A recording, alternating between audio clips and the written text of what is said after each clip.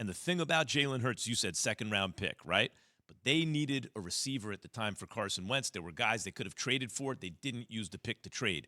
They'd given Carson Wentz money, still used the pick on Hurts. And everyone, oh, it's an insurance policy for Wentz. It's not what I thought. I thought they really liked Hurts. Mm-hmm. No, they went out and drafted Jalen Reagor. Jalen Reagor got hurt. So but he was not a receiver. But he was not considered. There were bigger names available in trade and on the board for them if they would have used that second-round pick to move up. Jalen Reagor was one of the top 3 receivers on the board. Who was number 1 that year? Receiver. I feel like it was Jalen Reagor. I don't think I'm not sure. I feel like it was Jalen Reagor. I think he was when Jared Jeudy, CeeDee Lamb. CeeDee Lamb was considered the Henry prize Ruggs, in that draft. Henry Ruggs. CeeDee Lamb was the dude everyone was talking about in that draft. All those dudes were being talked about. Justin Jefferson, all of them. But Jalen Reagor at TCU was one of those guys that could run fast, lift the coverage, all of those sort of things. So whether they took the right receiver or not, well, we don't know. But they took a receiver. And then this year in the draft, they took another. They took a receiver for Jalen Hurts, right? Like, so they're putting him in a position. And when they traded for Minshew, they don't believe in. No, you have a 6th-round pick for a good backup. You take it. Yeah. Of course you take it. A backup on a rookie deal that allows you to have a backup on a rookie deal, which is important. They got him locked up for the next 2 years. They don't even have to think about extending him. So between Carson Wentz and Jalen Hurts, I mean, Jalen Hurts to me is clearly at this moment the better quarterback. And his team performs for him. Did you notice when Jalen Hurts took over the offense, everyone had a pep in their step, right? Like everyone got juiced. Of course. I just want to make sure I clarify. You're saying after, evaluating one game. No. You're saying that, are you evaluating what Jalen Hurts did last year? Yes, against Arizona, especially a game they lost. He's a rookie. He showed flashes where you're like, ooh, that kid is good.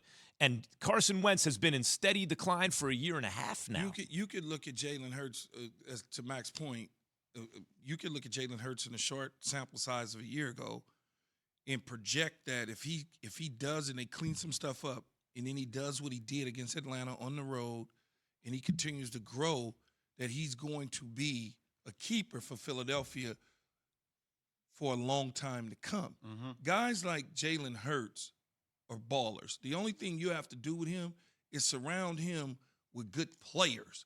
If you put him in a good situation, he's going to thrive. He's not going to fail you.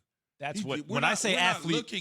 We're not looking at a bad quarterback. When I say athlete eyeball test, this is what I'm talking about, Key J. When I ask you guys, like athlete eyeball test, athletes at a certain level are seeing it differently, right? You've played it. When you look at Jalen Hurts, you use the word baller. That's what I'm asking. You put your eyes on a guy and say, baller, yes or no. You look at Jalen Hurts, you say baller. Yeah, because if I take that same situation, right, and Gardner Minshew is the quarterback, and I put him in Atlanta with the same weapons around him, it's not going to look like that. And Gardner Minshew has way more starts than Jalen Hurts. And he's good. Gardner Minshew's not bad. He's not. Yeah, he's not bad. He's not bad, but But you wouldn't say baller. I'm a Jalen Hurts fan. Always have been. Spent time with him at Alabama. Watched him at Oklahoma. Rooted for him last year. Understanding the Carson Wentz situation. But for us just to come out here and say, like, hey, like, I'll take Jalen Hurts right away. Do you remember what the Atlanta Falcons record was last year? They were 4-12, man. They had 3 games that they blew 16-point leads. They had 4 games in which they squandered fourth-quarter leads that they lost. It's one of the worst pass rushers and secondaries there is in the NFL. So as I respect Jalen Hurts for throwing for, 3 or 4 touchdowns like he did on the road, it's a win. Winning on the road is challenging in any sport, professional sports. I get that.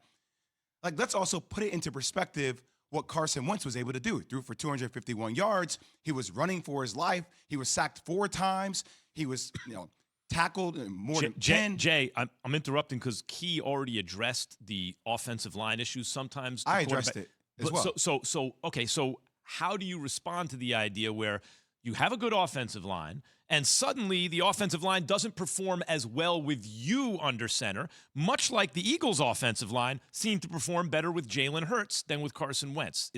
Would you not attribute any of that to what Carson Wentz might or might not be doing? I would attribute it to the fact that they've had COVID issues. They've had injuries. Fair. They haven't had the right kind of reps that they had in the offseason. This has been pretty much a mess for Frank Reich in the offseason, getting his team to be on the same page. I'm just saying, look, this was a team that we were talking about last year. They were one piece away from potentially winning a Super Bowl. We talked about Phillip Rivers was a statue. I just want to put it in perspective. I know we have big takeaways after week one, but let's just not act like Carson Wentz. I think there are two separate columns here, though. There's the Jalen Hurts column where you're saying after 1 week, Jalen Hurts, the Eagles took a good long look at both guys, and they chose Jalen Hurts. The Eagles did that after they'd already paid Carson Wentz, right? So that's not just 1 week. That's practice. That's a whole bunch of stuff that goes into that. That's one. Two, Seahawks were on the road at Colts, right? Mm-hmm. Seahawks don't have some devastating defense. Colts only scored 16 points. But here's another thing. Before we get to the Hurts, because Hurts is unproven. Key was talking about athlete eyeball. Look at that dude. He looks like a baller. And there's some reason to believe he is. But you're right. The jury is still out. We'll see where Hurts goes.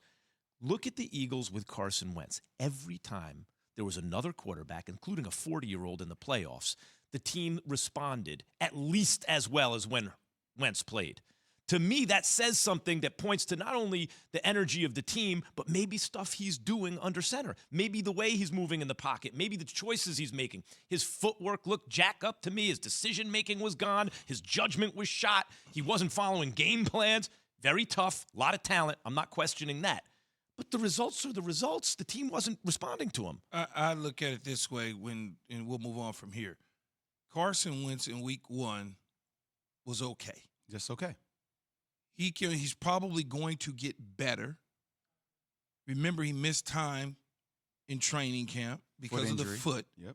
So I'm not saying that Carson Wentz is a bad quarterback and he won't get back to form and why they drafted him number 2 overall. All I'm saying is Jalen Hurts looks right to me for the Philadelphia Eagles.